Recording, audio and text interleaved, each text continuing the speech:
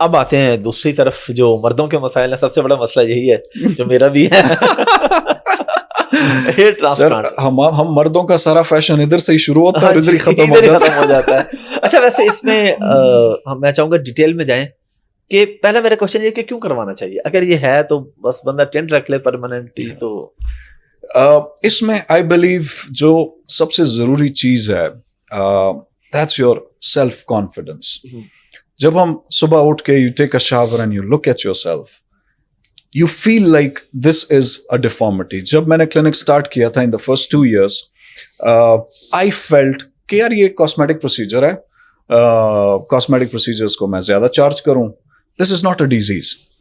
پھر one of my friends, ان کے دوست آئے, دونوں they are CSS officers, and they had a long debate with me. کہتے ہیں کہ یار یہ آپ کی سوچ ٹھیک نہیں ہے, this is a disease, you don't know how I feel. اب میں ایک میٹنگ کنڈکٹ کر رہا ہوں گا جس میں چیف منسٹر تک لوگ ہوں گے, موسٹلی ملٹی میڈیا پڑی ہوتی ہے اور وہ لائٹ آتی ہے.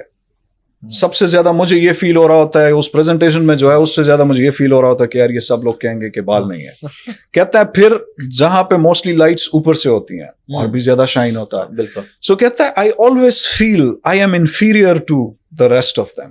اب ایک یہ لوگ ہیں, ایک وہ لوگ ہیں who don't care, وہ کہیں گے کہ یار بال ہیں ٹھیک ہے, نہیں ہے تو کوئی فرق نہیں پڑتا. بالکل. So it all depends on you. جیسے بٹ آئی پرسنلی بلیو یہ ہیئر ٹرانسپلانٹ ہو گیا, بوٹاکس, فلرز, جس دن آپ نے شاپنگ کی اور آپ نے کچھ اپنے لیے اپنی چوائس کی, کچھ let's for example you bought a new coat, اور آپ اسے جب پہلی بار پہنتے ہیں یو فیل ونڈرفل. بالکل ہوتا ہے. یہی ایفیکٹ ہیئر ٹرانسپلانٹ کا ہے. اب کوٹ کچھ دنوں کے لیے, کچھ سیزنز کے لیے, 1 2 3 کے لیے آپ انجوائے کریں گے, ہیئر ٹرانسپلانٹ کو پھر آپ لائف لانگ انجوائے کریں گے. کہ I am back to my 20s and 30s and I'm going to enjoy this for the rest of my life. کتنی دیر کا پروسیس ہوتا ہے یہ ہیئر ٹرانسپلانٹ کا, اگر کوئی بھی کروانا چاہ رہا ہے کتنی دیر کا پروسیس ہے؟ اور اس میں اگر کسی کو ڈر لگ رہا ہے میری طرح تو وہاں پہ کیا سین ہوتا ہے؟ اس میں ڈیفینیٹلی ڈر لگتا ہے. ایک ٹرینڈ ہماری طرف یہ ہے کہ جی جس بندے کی سرجری ہو رہی ہوتی ہے تو ہم اسے کاؤنسل کرنے کے لیے یوں کہتے ہیں کہ جی بس فکر مت کرو, آپ فکر نہ کریں, بس اللہ تعالیٰ سب خیر کرے گا. یہ ہمارا کانسیپٹ ہے. باہر کانسیپٹ یہ ہے کہ آپ پیشنٹ کو ایکسپلین کر دیں کہ یہ پروسیجر کیسا. ڈر آدھے سے زیادہ ختم ہو جاتا ہے جب پیشنٹ کو پتہ لگ جائے کہ اچھا میرے ساتھ کیا کیا ہونے والا ہے. بالکل. دنیا میں سب سے زیادہ فرائٹنگ چیز جو ہے that is fear of unknown. مسئلہ سارا یہ ہوتا ہے when you know the procedure پھر اس میں کوئی ڈر نہیں ہوتا. اب procedure is about 7 to 8 hours. اس میں آئی گائڈ دا پیشنٹ کہ فرسٹ اسٹیپ میں ہم بالوں کو ٹرم کر لیتے ہیں, پھر ہم اینستھیزیا کر لیتے ہیں, پھر ہم ایک ایک فالکل یہاں سے نکالتے ہیں. جو پرانی ٹیکنیکس تھیں جس میں اسٹرپ لی جاتی تھی that used to be painful, اب وہ تقریباً ختم ہو رہی ہے. FUE از ویری سیف, بہت چھوٹی سی نیڈل سے ہم اینستھیزیا لگاتے ہیں. سو نہ پروسیجر کے دوران آپ کو زیادہ پین ہوتا ہے, نہ پروسیجر کے بعد آپ کو بہت پین ہوتا ہے. سو وی ٹیک فالکلس فرام ہیئر, پھر یہاں سے ان کے لیے یہاں پہ فرنٹ پہ ہم ایک ایک سائٹ بنا لیتے ہیں اور پھر اس سائٹ میں ایک ایک فالکل لگا لیتے ہیں. اب یہ 7-8 گھنٹوں میں بیچ میں لنچ بریک بھی ہوتی ہے.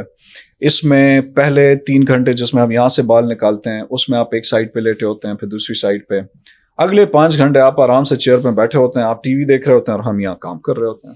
یعنی بندہ ہوش میں ہوتا ہے نا. بالکل, بندہ ہوش میں بھی ہوتا ہے, گپ شپ بھی لگا رہا ہوتا ہے. ٹھیک ہے. اس میں میں نے یہ فیل کیا ہے کہ کچھ لوگ, اگر کوئی بندہ ڈپریس ہو, 2 قسم کے لوگ ہوتے ہیں, یا وہ بالکل چپ ہو جاتے ہیں یا وہ بہت زیادہ بولتے ہیں.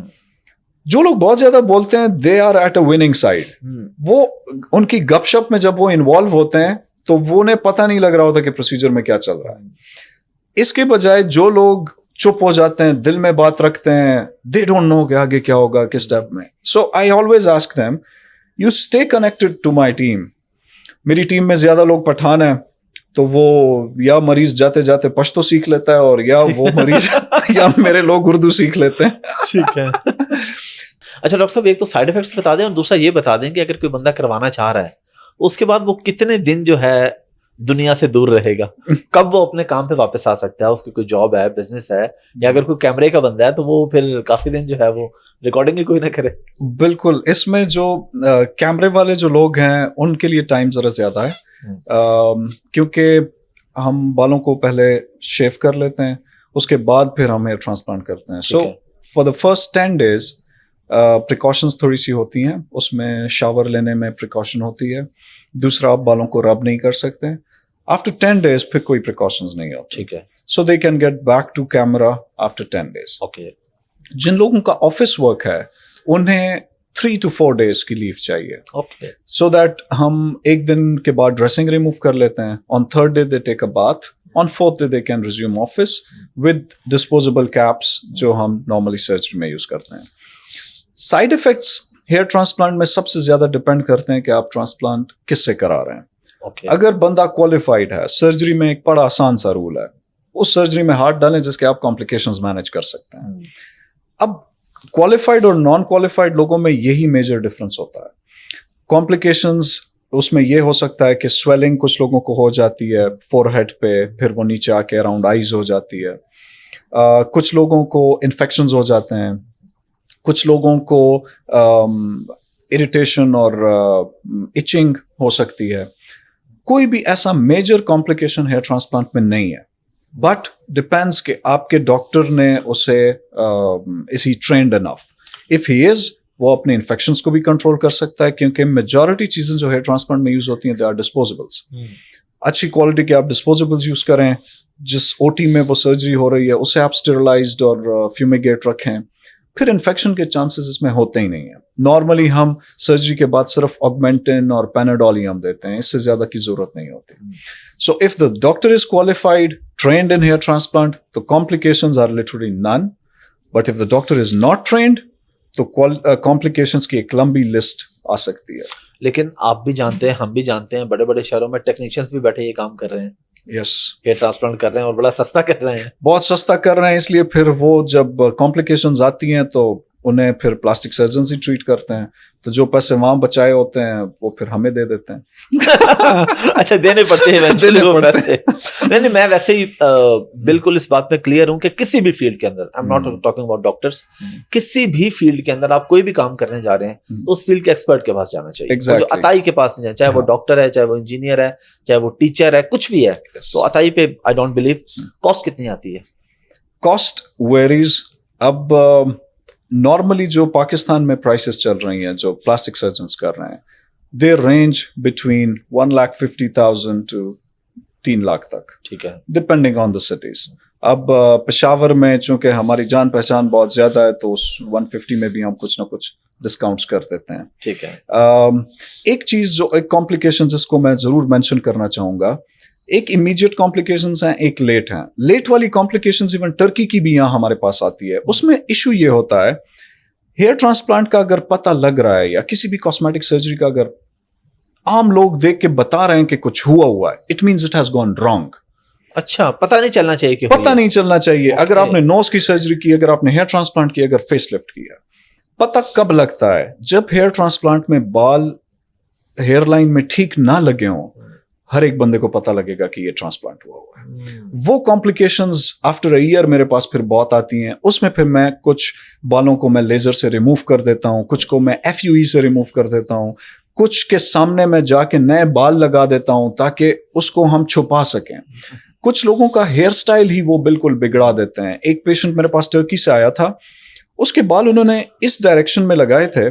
اب بیچارے کا ایشو یہ تھا کہ وہ یوں والے بال اوپر نہیں جا سکتے تھے اور بالڈنس یہاں پہ بھی تھی. سو اس بیچارے کو he would wear a cap 12 months a year. So مجبوراً اس کے فرنٹ والے سارے بال میں نے نکالے اور اس کے بعد انہیں کریکٹ ڈائریکشن میں پھر میں نے دوبارہ لگائے. اچھا, ڈائریکشن بھی میٹر کرتی ہے؟ ڈائریکشن بہت زیادہ میٹر کرتی ہے. اس میں 3 چیزیں ہیں جو ایک میری ہیئر لائن میں بڑی ڈفرنٹ ہوتی ہیں. ڈائریکشن, کس اینگل, کس ڈائریکشن سے بال اسکن سے نکل رہا ہے, کس اینگل میں وہ نکل رہا ہے. ٹھیک ہے. یہاں والے بالوں نے یوں نکلنا ہے, کچھ پھر آہستہ آہستہ وہ اینگل بدلتا رہتا ہے. اگر انہی بالوں کو آپ فار ایگزامپل یوں لگا دیں تو وہ بندے وہ اسپائکس وہ بیٹھیں گے ہی نہیں. اسی طرح اگر اینگل اوپر ہو جائے, ان بالوں کو ٹھیک کرنا, کامب کرنا بہت ہی زیادہ مشکل ہوتا ہے. تیسری چیز اس میں ڈینسٹی ہے. اگر آپ بالوں کو بہت دور دور لگا دیں اور تو وہ ایسے ہی لگیں گے جیسے وہ بندہ اس کی تھننگ ہوئی ہے اور اسے بالڈنس کے وہ قریب ہی ہے. پھر اس ٹرانسپلانٹ کا فائدہ نہیں ہے.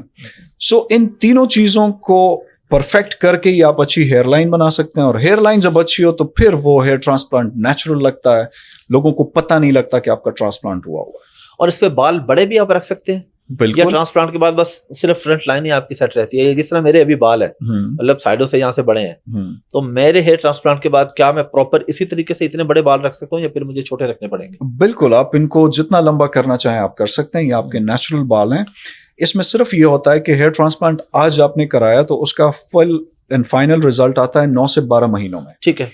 آفٹر 1 ایئر آپ کے ٹرانسپلانٹڈ بال جتنا آپ انہیں گرو کرنا چاہیں کر سکتے ہیں, جس طرف آپ انہیں کام کرنا چاہیں آپ کر سکتے ہیں.